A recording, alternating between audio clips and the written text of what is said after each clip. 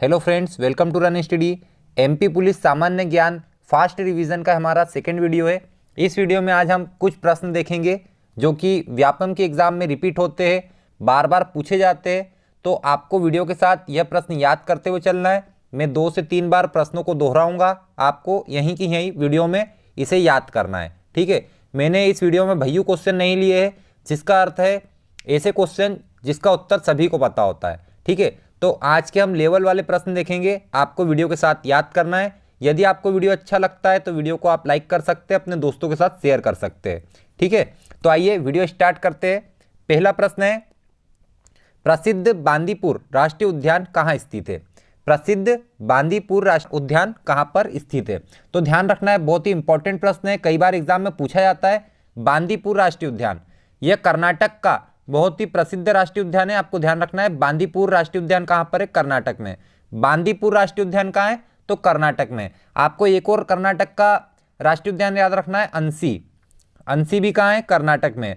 तो आपको दोनों याद रखना है। बांदीपुर राष्ट्रीय उद्यान यदि आपसे पूछा जाए कहाँ पर है तो कर्नाटक बताना है आपको। इंपॉर्टेंट प्रश्न है, कई बार एग्जाम में पूछा जाता है। तो बांदीपुर राष्ट्रीय उद्यान कर्नाटक में है, और साथ में आपको अंसी राष्ट्रीय उद्यान भी ध्यान रखना है, ये भी कहाँ पर है? कर्नाटक में है।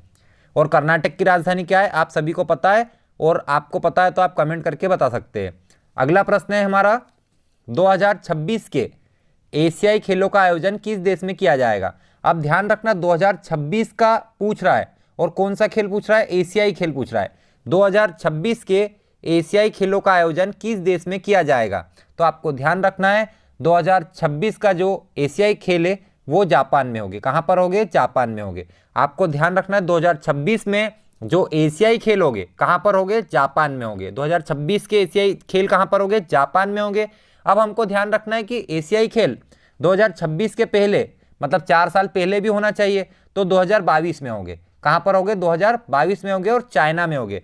तो 2022 के एशियाई खेल कहाँ होंगे? तो चाइना में होंगे। 2022 के एशियाई खेल कहाँ होंगे? चाइना में होंगे। मेरे साथ आपको बोलते हुए याद करना है, जब आप बोलोगे तो ही आपको याद होगा। तो 2026 के एशियाई खेल जापान में, 2022 के एशियाई खेल चाइना में। 2022 के एशियाई खेल कहाँ होंगे? चाइना में होंगे। तो 2018 के एशियाई खेल कहाँ पर आयोजित हुए थे? तो ये इंडोनेशिया में हुए थे। तो ध्यान रखना है, एशियाई खेल 2018 कहाँ पर हुए? इंडोनेशिया। 22 वाले चाइना, और 26 वाले जापान में। ठीक है, आगे बढ़ते हैं। आगे बढ़ने से पहले आपको बताता हूँ, पहला जो एशियाई खेल हुआ था, ठीक है, पहला जो एशियाई खेल हुआ था 1951 में हुआ था। कब हुआ था? 1951 में हुआ था, और दिल्ली में हुआ था। तो आपको ध्यान रखना है, पहले एशियाई खेल कहाँ पर आयोजित किए गए थे? तो दिल्ली में आयोजित किए गए थे 1951 में, 51 में। ठीक है, आपको ध्यान रखते आगे अगले प्रश्न की ओर।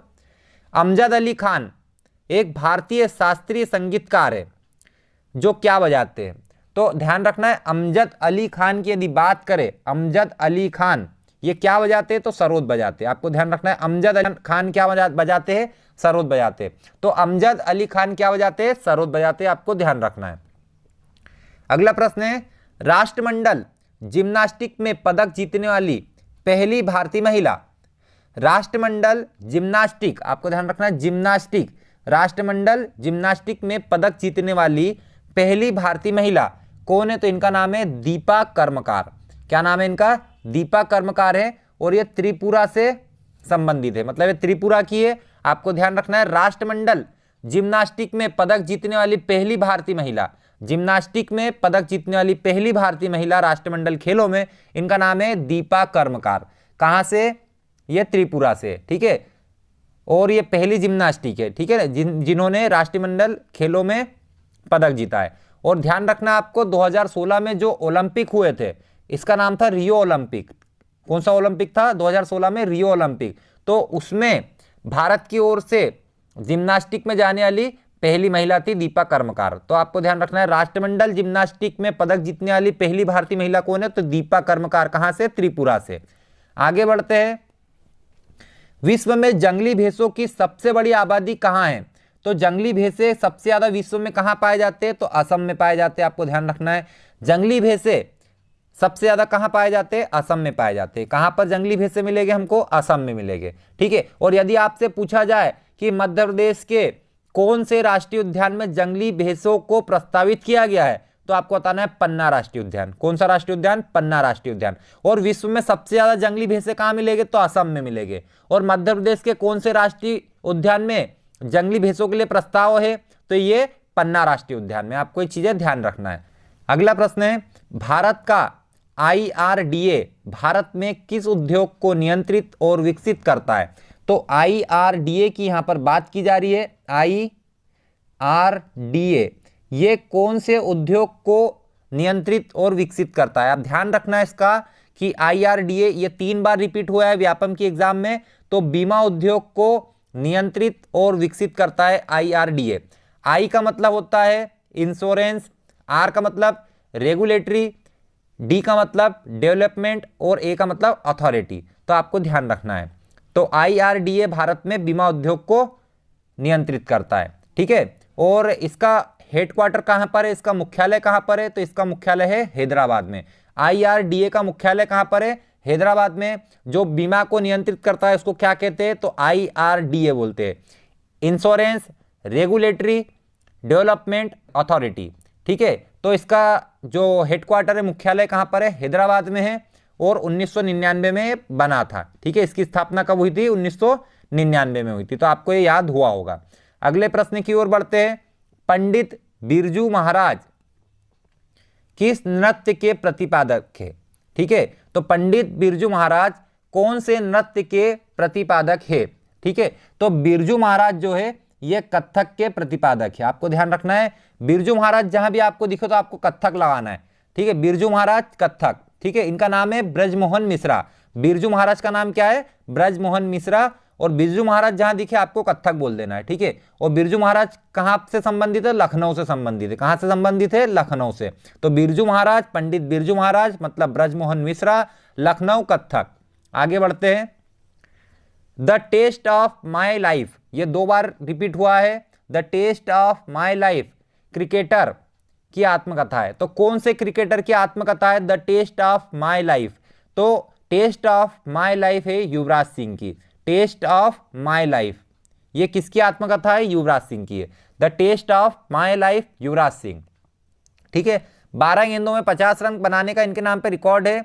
2007 में जो 2020 विश्व कप हुआ था उसमें 6 गेंदों में 6 छक्के इन्होंने लगाए थे।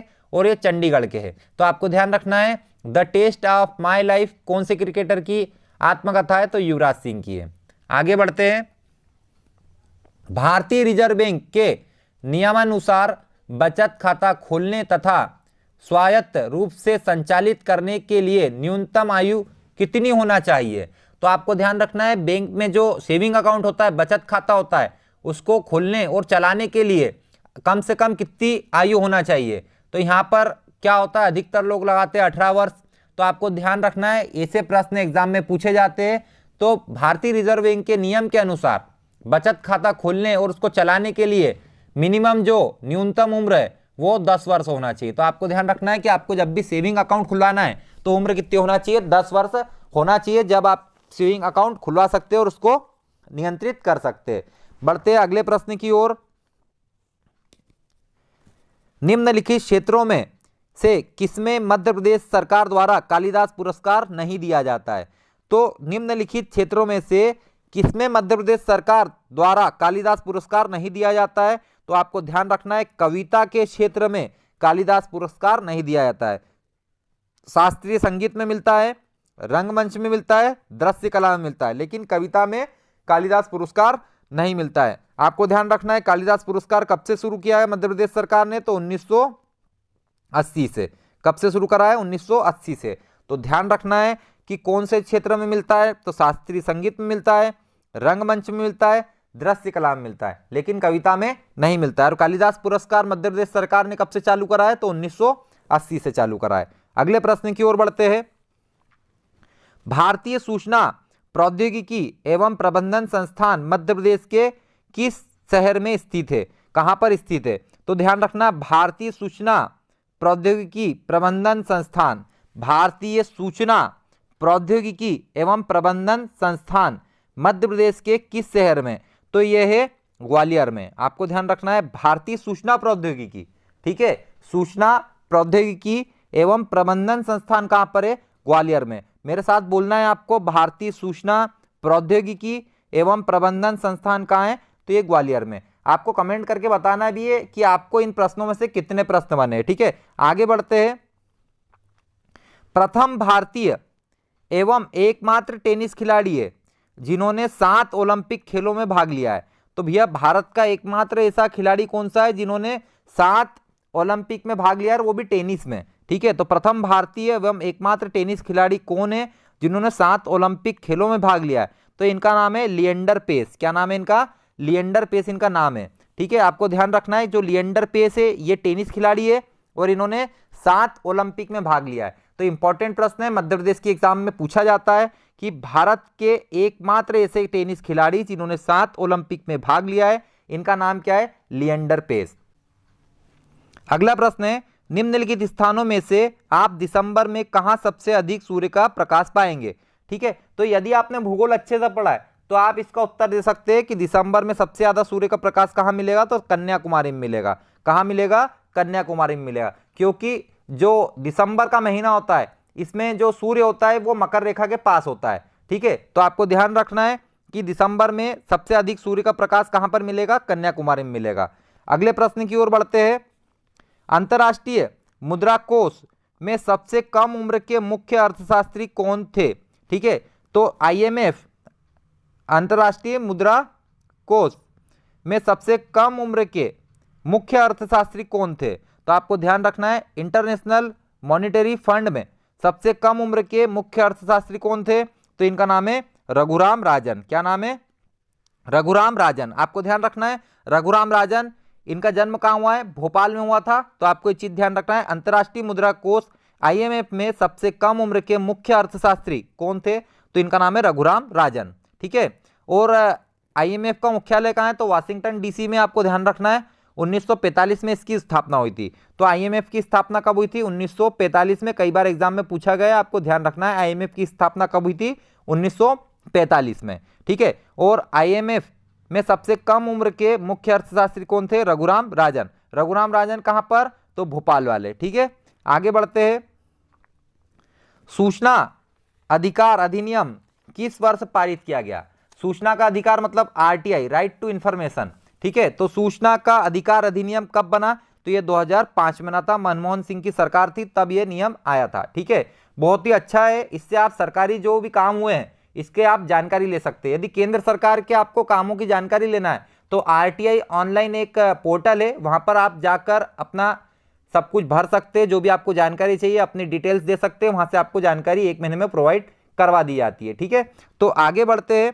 सूचना अधिकार अधिनियम कौन से वर्ष में हुआ है? तो 2005 में पारित हुआ है, आपको ध्यान रखना है।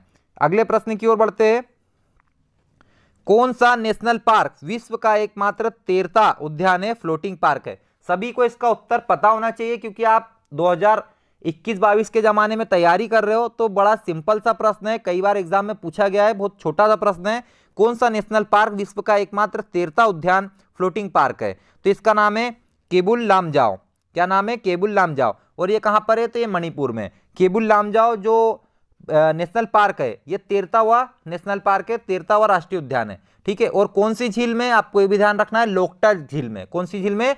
लोकटक झील में। ठीक है, और यहां पर एक विलुप्त प्रजाति मिलती है, उसका नाम है संगई। क्या मिलता है? संगई। ध्यान रखना है, ये एग्जाम में पूछ सकता है, अभी तक तो नहीं पूछा है लेकिन पूछ सकता है। संगई विलुप्त प्रजाति कहां मिलती है? तो ये मिलती है हमारे केबुल लामजाओ नेशनल पार्क में। ठीक है ना, तो केबुल लामजाओ नेशनल पार्क कहां पर है? तो ये मणिपुर में। कौन सी झील में? लोकटक झील में। यहां पर कौन सी विलुप्त वाली प्रजाति पाई जाती है जो विलुप्त होने की कगार पर है? तो संगई। ठीक है, हिरण जैसा दिखता है। ठीक है, अगले प्रश्न की ओर बढ़ते हैं। निमाड़ उत्सव कार्तिक महीने में कौन सी रात को आयोजित किया जाता है? ध्यान रखना है, निमाड़ उत्सव कार्तिक महीने की कौन सी रात को आयोजित किया जाता है? तो निमाड़ उत्सव कहां मनाया जाता है? सबसे पहले आपको ये मालूम होना चाहिए। तो निमाड़ उत्सव महेश्वर में मनाया जाता है। कहां मनाया जाता है? महेश्वर में मनाया जाता है। महेश्वर कौन से जिले में आता है? तो खरगोन जिले में आता है। महेश्वर कौन से जिले में आता है? खरगोन जिले में आता है, और महेश्वर में निमाड़ उत्सव मनाया जाता है। ठीक है, और आपको ध्यान रखना है कार्तिक महीने में मनाते हैं। कौन से महीने में मनाते? निमाड़ उत्सव को कार्तिक महीने में मनाते हैं। ठीक है, तो कौन सी रात को मनाते हैं? तो पूर्णमासी की रात को मनाते हैं। कौन सी रात को मनाते हैं? तो पूर्णमासी की रात को मनाते हैं। तो आपको ये चीज ध्यान रखना है, व्यापम में प्रश्न पूछा गया था। तो निमाड़ उत्सव कौन सी रात को मनाया जाता है? तो पूर्णमासी की रात को बनाया जाता है। कौन से महीने में? कार्तिक महीने में। निमाड़ उत्सव कहां पर? तो महेश्वर में। महेश्वर कहां पर? तो खरगोन में। ठीक है, तो निमाड़ उत्सव पूर्णमासी की रात को मनाया जाता है। अगला प्रश्न है, किसको भारत के बिस्मार्क के रूप में भी जाना जाता है? तो किसे भारत में बिस्मार्क के नाम से जाना जाता है? किसको भारत के बिस्मार्क के रूप में भी जाना जाता है? आपको प्रश्न में पूछा गया है। तो बड़ा सिंपल सा प्रश्न है, सरदार वल्लभ भाई पटेल। सरदार वल्लभ भाई पटेल को भारत के बिस्मार्क के रूप में जाना जाता है। तो आपको ध्यान रखना है, इंपॉर्टेंट प्रश्न है, एग्जाम में कई बार रिपीट होता है। सरदार वल्लभ भाई पटेल को भारत का बिस्मार्क कहते हैं। ठीक है, भारत का बिस्मार्क किसको बोलते हैं? सरदार वल्लभ भाई पटेल को। ये भारत के पहले गृह मंत्री थे। आपको ध्यान रखना है, सरदार वल्लभ भाई पटेल भारत के पहले गृह मंत्री थे और भारत के पहले उप प्रधानमंत्री भी सरदार वल्लभ भाई पटेल थे। और भारत के बिस्मार्क के रूप में भी सरदार वल्लभ भाई पटेल को याद किया जाता है, जाना जाता है। अगला प्रश्न है, कौन भारत रत्न से सम्मानित होने वाले पहले संगीतकार थे? भारत रत्न से सम्मानित होने वाले पहले संगीतकार कौन थे? तो आपको बताना है, इंपॉर्टेंट प्रश्न है। भारत रत्न से सम्मानित होने वाले पहले संगीतकार एम.एस. सुब्बुलक्ष्मी थे। कौन है? एम.एस. सुब्बुलक्ष्मी। तो आपको ध्यान रखना है, भारत रत्न से सम्मानित होने वाले पहले संगीतकार कौन है? तो एम.एस. सुब्बुलक्ष्मी। एम.एस. सुब्बुलक्ष्मी का संबंध कहां से है? मदुरई, तमिलनाडु से है। और इनको भारत रत्न 1998 में मिला था। तो एम.एस. सुब्बुलक्ष्मी को भारत रत्न कब मिला था? 1998 में, 98 में मिला था। ठीक है, आपको ये चीज ध्यान रखना है। तो भारत रत्न से सम्मानित होने वाले पहले भारतीय संगीतकार कौन है? तो एम.एस. सुब्बुलक्ष्मी। कब मिला था भारत रत्न? 1998 में मिला था। कहां से? तमिलनाडु, मदुरई से। ठीक है, पहली भारतीय म्यूजिशियन है जिनको रेमन मैग्सेसे पुरस्कार भी मिला है। तो इनका नाम भी है एम.एस. सुब्बुलक्ष्मी। पहली भारतीय म्यूजिशियन है जिनको रेमन मैग्सेसे पुरस्कार मिला है। तो इनका नाम भी है एम.एस. सुब्बुलक्ष्मी है। आगे बढ़ते हैं अगले प्रश्न की ओर। राष्ट्रीय चिकित्सक दिवस, राष्ट्रीय चिकित्सक दिवस किसके जन्मदिन के अवसर पर मनाया जाता है? तो किसके जन्मदिन पर मनाया जाता है राष्ट्रीय चिकित्सक दिवस? नेशनल डॉक्टर्स डे किसके जन्मदिन पर मनाया जाता है? तो इनका नाम है विधान चंद्र रॉय। विधान चंद्र रॉय जी के जन्मदिन पर राष्ट्रीय चिकित्सक दिवस को मनाया जाता है। आपको ध्यान रखना है, विधान चंद्र रॉय के जन्मदिन पर राष्ट्रीय चिकित्सक दिवस, नेशनल डॉक्टर्स डे मनाया जाता है। तो आपको ध्यान रखना है। ठीक है, 1 जुलाई को आता है। कब आता है? 1 जुलाई को। ठीक है, आपको ये भी ध्यान रखना है, 1 जुलाई को डॉक्टर्स डे आता है। और किसके बर्थडे पे मनाते हैं? तो विधान चंद्र रॉय के बर्थडे बनाते हैं। ठीक है, 1961 में इनको भारत रत्न मिला था। डॉक्टर विधान चंद्र रॉय को 1961 में भारत रत्न मिला था और ये कोलकाता से संबंधित है। आपको ध्यान रखना है। अगले प्रश्न की ओर बढ़ते हैं। भारत के वन क्षेत्र का कितना प्रतिशत क्षेत्र मध्य प्रदेश में? तो मतलब भारत में जितना भी जंगल है उसका कितना प्रतिशत मध्य प्रदेश में? आपको बताना है, बड़ा इंपॉर्टेंट है, एग्जाम में कई बार पूछा जाता है, रिपीट भी होता है। तो भारत का जितना भी वन है उसका कितना प्रतिशत क्षेत्र मध्य प्रदेश में? तो 12.30। आपको ध्यान रखना है, इसको आंखों में छाप लेना। 12.30% पूरे भारत का जो वन है वो मध्य प्रदेश में, 12.30। भारत में जितना भी वन है उसका 12.30 कहाँ है? हमारे मध्य प्रदेश में। और हमारे यहाँ नेशनल पार्क कितने, राष्ट्रीय उद्यान कितने? 12 है। और अभ्यारण्य कितने हैं? तो 30 है। ठीक है, सबसे बड़ा हमारा जो नेशनल पार्क है कौन सा है? कान्हा किसली नेशनल पार्क है। सबसे छोटा नेशनल पार्क है फाजिल राष्ट्रीय उद्यान, कहां पर है? डिंडोरी में। ठीक है, सबसे बड़ा अभ्यारण्य कौन सा है? नौरादही सागर का है। सबसे छोटा कौन सा है? तो रालामंडल इंदौर का है। और आपको ध्यान रखना है, एक अभ्यारण्य रातापानी जो कि रायसेन सीहोर में, वहां पर प्रोजेक्ट टाइगर लागू किया गया है। आगे बढ़ते हैं। भारत में राष्ट्रीय खेल दिवस किसके जन्मदिन पर मनाया जाता है? सिंपल सा प्रश्न है, कई बार एग्जाम में रिपीट होता है। मैंने आपको शुरुआत में कहा था भैयू प्रश्न नहीं लूंगा, लेकिन इस वीडियो में एक प्रश्न आपको भैयू प्रश्न मिला है और इससे रिलेटेड हम कुछ जानकारी भी देखेंगे।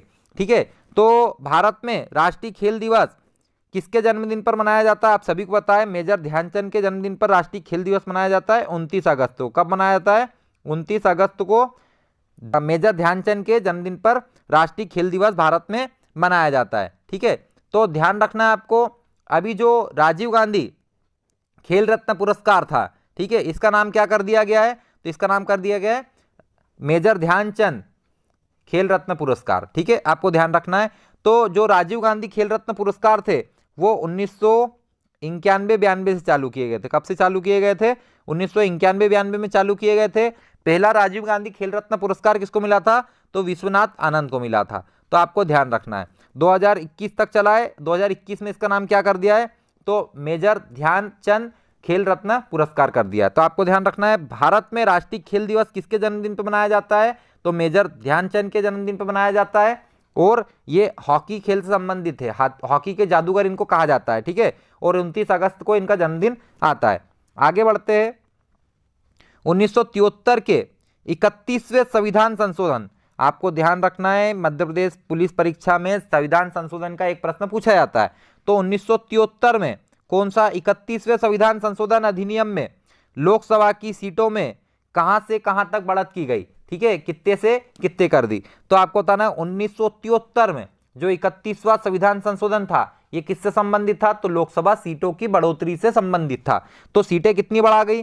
तो सीटें बढ़ाई गई है 525 से 545 कर दी गई थी। तो आपको ध्यान रखना है कि लोकसभा में जो सीटें 31वें संविधान संशोधन के तहत बढ़ाई गई थी तो 525 से 545 कर दी गई थी। तो आपको ध्यान रखना 1973 में संविधान संशोधन कौन सा? 31वें नंबर का, जिसमें लोकसभा की सीटों को बढ़ाया गया था। तो कहां से कहां तक ले गए थे? तो 525 से 545 तक हम लोग लेके गए थे। आगे बढ़ते हैं। रूसी क्रांति कब हुई?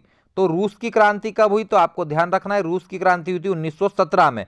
कब हुई थी? 1917 में। एग्जाम में पूछा जाता है, कॉमन क्वेश्चन है, रूसी क्रांति कब हुई थी? विश्व इतिहास से संबंधित प्रश्न है। तो रूसी क्रांति कब हुई थी? 1917 में हुई थी। इसका भाई एक और है, चीनी क्रांति, ठीक है। चीनी क्रांति भी पूछा जाता है। तो चीनी क्रांति कब हुई थी? तो 1911 में हुई थी। आपको ध्यान रखना है, चीनी क्रांति कब हुई थी? 1911 में हुई थी। आगे बढ़ते हैं। विजयनगर साम्राज्य की स्थापना कहां पर हुई थी भाई? तो विजयनगर साम्राज्य, आपको ध्यान रखना है, बड़ा फेमस है विजयनगर साम्राज्य। तो विजयनगर साम्राज्य की स्थापना हम्पी में हुई थी। कहां हुई थी? हम्पी में हुई थी। और आपको ध्यान रखना है 1336, इसका सन आपको ध्यान रखना है 1336 में इसकी स्थापना हुई थी। और किसने की थी? तो हरिहर बुक्का ने की थी। किसने की थी? हरिहर बुक्का ने विजयनगर साम्राज्य की स्थापना हम्पी में 1336 में की थी। किसने की थी? हरिहर बुक्का, ठीक है, 1336। और कहां पर? हम्पी में, ठीक है। कौन सी नदी किनारे? तो तुंगभद्रा, ये भी पेपर में पूछा जाता है। तुंगभद्रा नदी किनारे विजयनगर साम्राज्य की स्थापना हम्पी में किसने की थी? तो हरिहर बुक्का ने की थी। कब की थी? 1336 में की थी। इनका एक वंश था तो उसका नाम था संगम वंश। क्या नाम था? संगम वंश। और 1336 में दिल्ली का राजा कौन था? दिल्ली का सुल्तान कौन था? तो इसका नाम था MBT, मतलब मोहम्मद बिन तुगलक। जूना खा भी बोलते थे। क्या बोलते थे? जोना खा, ठीक है। तो आपको ध्यान रखना है 1336 में विजयनगर साम्राज्य की स्थापना हम्पी में तुंगभद्रा नदी के किनारे किसने की थी? हरिहर बुक्का ने की थी। आगे बढ़ते हैं। तुलसी पुरस्कार किस के क्षेत्र में उत्कृष्ट उपलब्धि के लिए मध्य प्रदेश सरकार द्वारा दिया जाने वाला एक पुरस्कार है? तो तुलसी पुरस्कार कौन से क्षेत्र में मिलता है? तो आपको ध्यान रखना है साहित्य के क्षेत्र में मिलता है। कहां मिलता है? कौन से क्षेत्र में मिलता है? साहित्य के क्षेत्र में मिलता है। 1983-84 से मिल रहा है। 1983-84 से इसको शुरू किया गया है, तब से लगातार मिल रहा है। तो तुलसी पुरस्कार कौन से क्षेत्र में देते हैं? साहित्य के क्षेत्र में देते हैं। तो आज के वीडियो में इतने ही प्रश्न है। अगले वीडियो में हम लोग कुछ प्रश्न और देखेंगे जो कि आपकी एग्जाम के लिए बहुत ही महत्वपूर्ण है। ये रिवीजन वीडियो है। आपको ये वीडियो में बताए गए सारे प्रश्न यहीं की यहीं याद होना चाहिए और यदि एग्जाम में आते हैं तो आपको इसका उत्तर एकदम स्पीड में देना है। तो वीडियो देखने के लिए आप सभी का धन्यवाद। यदि आपको वीडियो अच्छा लगा है तो वीडियो को लाइक करें, चैनल को सब्सक्राइब नहीं किया तो चैनल को सब्सक्राइब करें। जय हिंद।